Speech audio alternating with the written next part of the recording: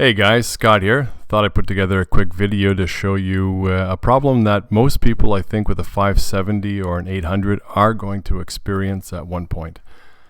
And the problem is you're ready to go, you put the key in the ignition, turn the key, the speedometer lights up, but the engine will not turn over. It's as if you're not pressing the brake pedal and turning the key.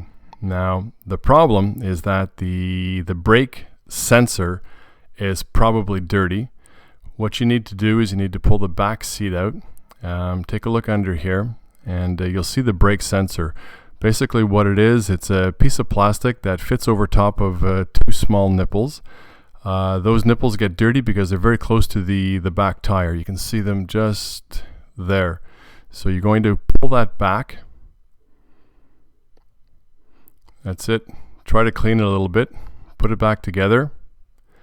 And you'll see that once that's nice and clean, you give it another try and it should turn over properly. Go back to the front and we'll give it a try.